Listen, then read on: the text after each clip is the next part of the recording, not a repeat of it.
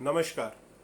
आजकल जैसे ही ये इन्वेस्टिगेशंस बढ़े हैं कोरोना के केस में, एक इशू आ रहा है कि एसिम्टोमेटिक केसेस का नंबर्स काफ़ी ज़्यादा हो गया है, 70-80% लाइकवाइज।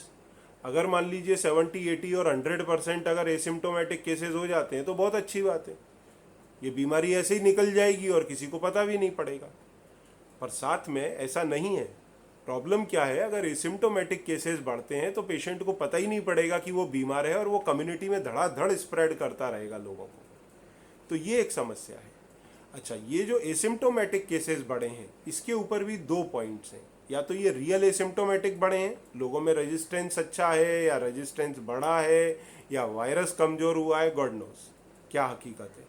परंतु ये भी पॉसिबिलिटी है कि अभी सपोज करो एक कम्युनिटी है 100 लोगों की और हमारी टेस्ट करने की कैपेसिटी है 10 पर डे। तो हमने शुरू में क्या बोला कि भाई जिनको साइन एंड सिम्टम है वो लोग आगे आ जाएं, उनके 10 का टेस्ट करके कंफर्म करते हैं, जिससे वो कम से कम बाकी के 90 लोगों को तो नहीं फैलाएंगे कोरोना।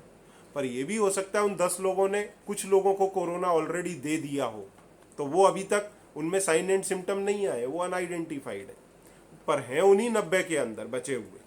तो ये 10 का हमने टेस्ट किया, पॉजिटिव निकला, इनको आइसोलेट कर दिया अलग से। अब अगले दिन वापस बोला कि भाई 10 आ जाएं, तो 5 ही में साइन एंड सिम्टम आज दिखाई दे रहे हैं, तो हम 5 क्या बोलेंगे, जो भाई इन लोगों के क्लोज थे वो लोग आ जाएं।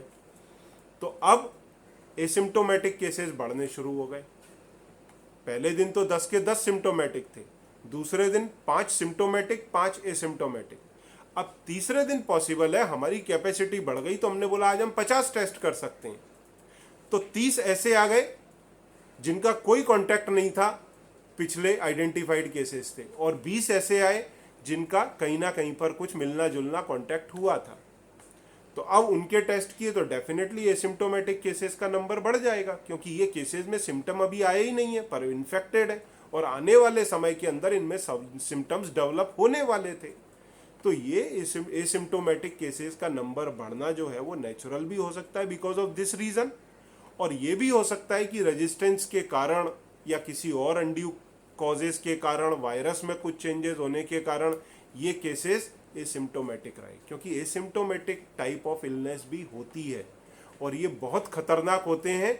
ये खाली एज ए कैरियर काम करते हैं कि लेकर के घूमते हैं और कम्युनिटी में जम के फैलाते हैं कि मेरे को तो कुछ नहीं है।